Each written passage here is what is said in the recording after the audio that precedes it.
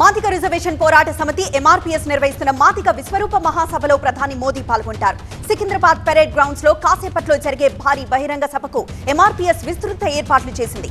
ఎస్సీలకు గంపగుత్తిగా కాకుండా అందులోని కులాలను బట్టి రిజర్వేషన్లు కల్పించాలని మాదిగ రిజర్వేషన్ పోరాట సమితి ఏళ్లుగా డిమాండ్ చేస్తోంది. దళిత కులాల గణన ప్రత్యేకంగా చేపట్టాలని కోరుతోంది. మాదిగలను బీజేపీకి మందకృష్ణ మాదిగ తాకట్టు పెడుతున్నారు అంటున్నారు రాష్ట్ర మాదిగల ఐక్య సంఘం అధ్యక్షుడు గెలవయ్య. దళితులపై బీజేపీ దాడులు చేయిస్తోందని ఆరోపించారు. వెంకయ్యనాయుడు దృష్టికి తీసుకువెళ్లిన ఎస్సీ వర్గీకరణ జరగలేదన్నారు. దళితుల ఓట్లు చీల్చడానికి మోదీ సభ ఏర్పాటు చేశారన్నారు. 2 సార్లు కేంద్ర ప్రభుత్వం అధికారంలోకి వచ్చినా దళితుల సమస్యల్ని తీర్చలేదు అన్నారు. బీజేపీ కాంగ్రెస్ పార్టీలని నమ్మకూడదు అన్నారు గెలవయ్య. హైదరాబాద్ ను అన్ని విధాలుగా అభివృద్ధి చేస్తున్నామన్నారు మంత్రి కేటీఆర్. అభివృద్ధిలో హైదరాబాద్ న్యూయార్క్ తో పోటీ పడుతోందన్నారు. అన్ని విధాలుగా అభివృద్ధి చెందినప్పుడే హైదరాబాద్ విశ్వనగరం అన్నారాయన. పారిశుద్ధ్య నిర్వహణలో మరింత ఫోకస్ అవసరమని, రోడ్లపై భవన నిర్మాణ శిథిలాలు లేకుండా చర్యలు చేపడుతున్నామని, చెరువుల ఆక్రమణ జరగకుండా ఇప్పటికే చర్యలు చేపట్టామన్నారు మంత్రి కేటీఆర్. బీఆర్ఎస్ ఎమ్మెల్యేలపై నిప్పులు చెరిగారు రేవంత్ రెడ్డి. అరాచకాలకు పాల్పడుతున్న వాళ్లకి కేసీఆర్ టికెట్లు ఇచ్చారని విమర్శించారు. దళితులకు, ఆదివాసీలకు కాంగ్రెస్ పాలనతోనే న్యాయం జరుగుతుంది అన్నారు. మంచిర్యాల జిల్లా బెల్లంపల్లిలో ప్రచారం చేశారు రేవంత్. మైనార్టీ రిజర్వేషన్లపై కేటీఆర్ కు అవగాహన లేదన్నారు షబీర్ అలీ. కేటీఆర్ పై ఉన్న కొంత గౌరవం కూడా పోయిందని, కాంగ్రెస్ బీజేపీ ఒక్కటే అని మంత్రులు ఎలా మాట్లాడతారని ఆయన మండిపడ్డారు. నిజామాబాద్ జిల్లాలో బీసీలకు టికెట్ ఇవ్వకపోవడం కొన్ని అంశాలపై ఆధారపడి ఉంటుందన్నారు షబీర్ అలీ. తెలంగాణ అసెంబ్లీ ఎన్నికల్లో సీఎం కేసీఆర్ అసహనంతో ఉన్నారని, ఓటమి భయంతోనే ఆయన కాంగ్రెస్ పై విమర్శలు చేస్తున్నారని అన్నారు డీకే శివకుమార్. బీఆర్ఎస్ కార్యకర్తలు టైం వేస్ట్ చేసుకోవద్దు అన్నారు ఆయన. కేసీఆర్ ఫామ్ హౌస్ కే పరిమితమవుతున్నారని డీకే శివకుమార్ జోస్యం చెప్పారు. ఖమ్మం కాంగ్రెస్ అభ్యర్థి తుమ్మల నాగేశ్వరరావు విజయం కోసం చండీ యాగం నిర్వహించారు. 10వ డివిజన్ కాంగ్రెస్ మహిళా నాయకురాలు తారాదేవి ఇంట్లో యాగం నిర్వహించారు. రాబోయే ఎన్నికల్లో తుమ్మల విజయం సాధించాలని ఆశిస్తూ చండీ అమ్మవారి అనుగ్రహం తుమ్మలపై ఉండాలని ఈ యాగం నిర్వహించింది తారాదేవి. ఈ యాగంలో తుమ్మల పాల్గొని అమ్మవారికి పూర్ణాహుతి నిర్వహించారు. ప్రత్యేక పూజలు చేసి వేద బ్రాహ్మణుల ఆశీర్వచనం తీసుకున్నారు.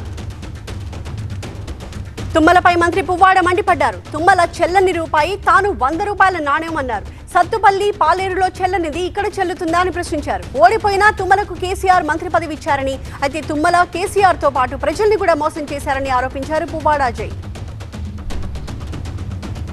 జనగామ బీఆర్ఎస్ అభ్యర్థి పల్లా రాజేశ్వరరెడ్డి జనగామ మున్సిపాలిటీలో ప్రచారం నిర్వహించారు. మున్సిపాలిటీ పరిధిలో 13, 16 వార్డుల్లో గడప గడపకు, ఇంటింటికి తిరుగుతూ కారు గుర్తుకు ఓటు వేయాలని విజ్ఞప్తి చేశారు.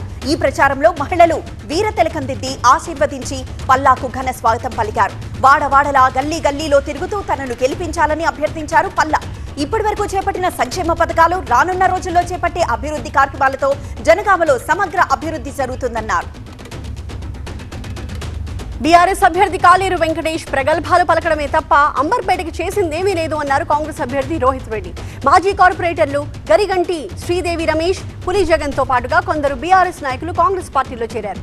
నియోజకవర్గానికి 100 కోట్లు ఖర్చు చేశారన్నారు, కానీ అవి తన ఇంటికే వెళ్లాయని ఆరోపించారు రోహిత్ రెడ్డి. దళితులకు, బీసీలకు ఏ ఒక్క పథకాలు కూడా సరిగ్గా చేరలేదన్నారు. ఇదివరకు చేసిన ట్రాక్ రికార్డ్ లేదు కాబట్టి గ్యారంటీలు, డిక్లరేషన్లు ఇస్తున్నారని ఆరోపించారు ఎమ్మెల్సీ కవిత. క్రెడిబిలిటీ లేని వాళ్లే డిక్లరేషన్లు చేస్తారు, అలాంటి వాటిని ప్రజలు నమ్మరని, పనిచేసే పార్టీకే ప్రజలు పట్టం కడతారన్నారు కవిత. కాంగ్రెస్ కి గతంలో బీసీలు గుర్తుకు రాలేదన్నారు. ఇప్పుడే ఎన్నికలు రాగానే దొంగ ప్రేమ చూపిస్తున్నారని మండిపడ్డారు. టికెట్లు అమ్ముకొని బీసీలకు కాంగ్రెస్ అన్యాయం చేసిందన్నారు కవిత. నిర్మల్ జిల్లా దిల్వాపూర్ మండలం సిర్గాపూర్ లో పత్తి రైతులు ధర్నా చేస్తూ ఉండగా వెళ్లి వారితో మాట్లాడారు మంత్రి ఇంద్రకరణ్ రెడ్డి. భారత్ జిన్నింగ్ మిల్లులో తూకంలో మోసం చేస్తున్నారని రైతులు ఆరోపించగా చర్యలు తీసుకుంటామని చెప్పారు మంత్రి. బీసీలకు అసెంబ్లీ, పార్లమెంట్ ఎన్నికల్లో 50% రిజర్వేషన్లు కల్పించాలని డిమాండ్ చేశారు ఆర్ కృష్ణయ్య. డిసెంబర్ 13, 14న పార్లమెంట్ వద్ద భారీ నిరసన ప్రదర్శన ఉంటుందన్నారు. 70 కోట్ల మంది బీసీలకు ప్రత్యేక మంత్రిత్వ శాఖ లేకపోవడం ఏంటని ప్రశ్నించారు. బీజేపీ బీసీ సీఎం అని ప్రకటించి చేతులు దులుపుకోవడం లేదు కాదని, దేశంలో బీసీ సీఎంలున్న రాష్ట్రాల్లో బీసీలు అభివృద్ధి చెందడం లేదని ఆయన మండిపడ్డారు. దేశ ప్రజలు మోదీ నాయకత్వాన్ని కోరుకుంటున్నారన్నారు అంబర్పేట్ బీజేపీ అభ్యర్థి కృష్ణ యాదవ్. గత 4 సంవత్సరాలు బీఆర్ఎస్ ప్రభుత్వ పాలనలో అంబర్పేట్ ప్రజలు అభివృద్ధి సంక్షేమంలో వెనకబడ్డారని మండిపడ్డారు. కమిషన్లు లేనిది స్కీములు రావట్లేదని, అభివృద్ధి జరగాలంటే రానున్న ఎన్నికల్లో బీజేపీకే ఓటు వేసి గెలిపించాలని కృష్ణ యాదవ్ కోరారు. మహబూబాబాద్ జిల్లా తొర్రూరు మండలంలోని కంటాయిపాలెం, గుర్తూరు గ్రామాల్లో ఎన్నికల ప్రచారం నిర్వహించారు ఎర్రబెల్లి దయాకర్రావు. బైక్ ర్యాలీ, బతుకమ్మలు, కోలాటాలు, డప్పు సప్పులతో మంత్రికి ఘన స్వాగతం పలికారు గ్రామస్తులు. గెలుపుపై ధీమా వ్యక్తం చేశారు కాంగ్రెస్ సీనియర్ నేత జానారెడ్డి. తెలంగాణ సెంటిమెంట్ తో 2 సార్లు బీఆర్ఎస్ గెలిచిందని, ఆ సెంటిమెంట్ ఇక పనిచేయదని అన్నారు. కాంగ్రెస్ పార్టీ అధికారంలోకి రావాల్సిన అవసరం ఉందని ప్రజలు గుర్తించారన్నారు. తెలంగాణలో ఈసారి కాంగ్రెస్ ప్రభుత్వమే ఏర్పడుతుందని అన్నారు. సీఎంల విషయంలో కాంగ్రెస్ లో ఎలాంటి రచ్చ లేదన్నారు. జాతీయ పార్టీలో ఎవరి అభిప్రాయాలు వాళ్ళు చెప్తూ ఉంటారన్నారు జానారెడ్డి. 9 ఏళ్లలో 9,000 కోట్లతో నియోజకవర్గాన్ని అన్ని విధాలా అభివృద్ధి చేశానన్నారు షేర్లింగంపల్లి బీఆర్ఎస్ అభ్యర్థి అరికెపూడి గాంధీ. చందానగర్ డివిజన్ కార్పొరేటర్ మంజుల రఘునాథ్ రెడ్డితో పాటు కార్యకర్తలతో కలిసి Shivajinagar colony, Taranagar, citizen colony, Venkateshwar Nagar, Indiranagar కాలనీల్లో ఎన్నికల ప్రచారం నిర్వహించారు. ఈ ప్రాంతాల్లో 90% పనులు పూర్తి చేశామని, మిగిలిన పనులను కూడా ఎన్నికల తర్వాత పూర్తి చేస్తామని హామీ ఇచ్చారు. గత టీడీపీ ప్రభుత్వం మైనారిటీలకు మంత్రి పదవి కూడా ఇవ్వలేదు అన్నారు ఏపీ సీఎం జగన్. కానీ తమ కేబినెట్ లో మైనారిటీకి డిప్యూటీ సీఎం పదవి ఇచ్చామన్నారు. విజయవాడలో జరిగిన అబుల్ కలాం ఆజాద్ జయంతి వేడుకలకు హాజరైన జగన్ మైనారిటీల సంక్షేమానికి తమ ప్రభుత్వం కట్టుబడి ఉందని స్పష్టం చేశారు. ముస్లింలకు రిజర్వేషన్లు అమలు చేసిన తొలి వ్యక్తి వైఎస్ఆర్ అన్నారు జగన్. తెలుగు యువత ఆధ్వర్యంలో గుంటూరు కలెక్టరేట్ దగ్గర వినూత్న నిరసన తెలిపారు. జాబ్ క్యాలెండర్ కోసం డిమాండ్ చేస్తూ యువత రిక్షా తొక్కుతూ నిరసన తెలిపారు. అయితే కలెక్టరేట్ దగ్గర రిక్షా తొక్కుతున్న తెలుగు యువత నాయకులను అడ్డుకున్నారు పోలీసులు. ప్రభుత్వం జాబ్ క్యాలెండర్ విడుదల చేయకుండా నిరుద్యోగులకు అన్యాయం చేస్తోందన్నారు తెలుగు యువత నేతలు. ఎన్నికలు సమీపిస్తున్న వేళ మరోమారు నోటిఫికేషన్ విడుదలకు సిద్ధమైందన్నారు. Renigunta railway carriage repair shop లో కార్మికులు ఆందోళనకు దిగారు. కార్మికుడు గురువారెడ్డికి deputy workshop manager Vijay Kumar charge memo ఇవ్వడంపై ఆందోళన చేపట్టారు ఉద్యోగ కార్మిక సంఘాల నేతలు. అన్ని విభాగాలకు చెందిన 1,200 మంది కార్మికులు విధులకు గైర్హాజరయ్యారు. రైల్వే పరిపాలనా భవనం దగ్గర ఆందోళనకు దిగారు. వర్క్ షాప్ ఉద్యోగులపై ఉన్నతాధికారుల నిరంకుశ పాలనకు నిరసనగా ఆందోళన చేపట్టారు. ఛార్జ్ మెమోని వెంటనే వెనక్కి తీసుకోవాలని డిమాండ్ చేశారు. అంతేకాదు workshop manager Vijay Kumar పై చర్యలు తీసుకోవాలని డిమాండ్ చేస్తున్నారు. మంచిర్యాల జిల్లా చిర్రకుంట గ్రామంలో ప్రచారం నిర్వహించారు బీఆర్ఎస్ అభ్యర్థి బాల్కసుమన్. ఎమ్మెల్యే అభ్యర్థిని ఆశీర్వదించడానికి వందలాదిగా తరలివచ్చారు గ్రామస్తులు. ఒగ్గుడోలు బతుకమ్మలతో ఘన స్వాగతం పలికారు. ఆ తర్వాత హనుమాన్ ఆలయం దగ్గర కాంగ్రెస్ పార్టీ అవినీతిపై, కాకా కుటుంబ సభ్యుల అరాచకాలపై ప్రసంగించారు బాల్కసుమన్. మంథని నియోజకవర్గంలోని కాటారం మండలం నుంచి భారీగా బీఆర్ఎస్ లో చేరికలు జరుగుతున్నాయి. కాటారం సబ్ డివిజన్ కిసాన్ రైతు సేవా సంఘం సభ్యులు సుమారు 100 మంది పెద్ద ఎత్తున బీఆర్ఎస్ లో చేరగా వారికి బీఆర్ఎస్ పార్టీ ఎమ్మెల్యే అభ్యర్థి పుట్ట మధుకర్ కండువాలు కప్పి పార్టీలోకి ఆహ్వానించారు. బీఆర్ఎస్ ప్రభుత్వం అమలు చేస్తున్న సంక్షేమ పథకాలు, అభివృద్ధిని చూసి బీఆర్ఎస్ లోకి రావడం జరిగింది అన్నారు. అభివృద్ధి, సేవ చేసే బీఆర్ఎస్ పార్టీ ఎమ్మెల్యే అభ్యర్థి పుట్ట మధుకర్ కి అండగా నిలిచి ఆయన గెలుపు కోసం పనిచేస్తామని తెలిపారు. రాష్ట్రంలో జరుగుతున్న అవినీతిని ఎండగడుతుంటే ప్రభుత్వం ఎదురుదాడి చేస్తోందన్నారు జనసేన నేత నాదెండ్ల మనోహర్. పథకాలు నిజాయితీగా, నేరుగా, అంతిమంగా ప్రజలకు అందాలనేదే మా పోరాటమన్నారు. పాల వెల్లువ పథకం పాపాల వెల్లువ అని ఆరోపించారు. పాల వెల్లువ పథకంలో స్కామ్ జరిగిందని చెప్తే మంత్రి స్పందించడానికి ఇన్ని రోజులు పట్టిందా అని ప్రశ్నించారు.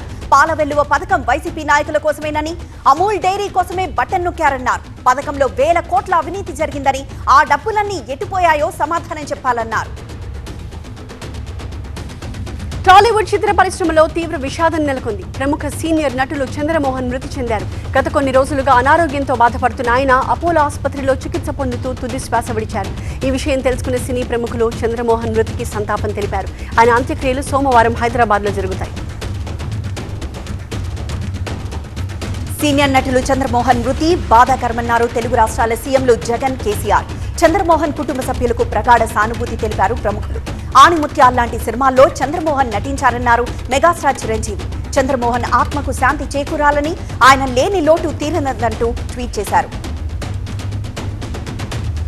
అల్లూరు జిల్లాలో టూరిజం కార్మికులు సమ్మెకు దిగారు. సమ్మె కారణంగా బొర్రా గుహలు, టూరిజం గెస్ట్ హౌస్లు మూతపడిపోయాయి. టూరిస్టులు ఇబ్బందులు పడుతున్నారు. తమ సమస్యలు పరిష్కరించే వరకు సమ్మె కొనసాగుతుందని చెబుతున్నారు టూరిజం కార్మికులు.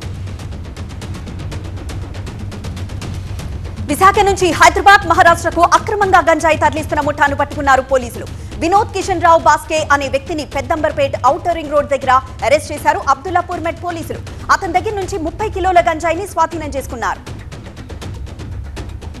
రంగారెడ్డి జిల్లా రాజేంద్రనగర్ సన్ సిటీలో ఒక టపాసుల షాప్ లో ఒక్కసారిగా మంటలు చెలరేగాయి.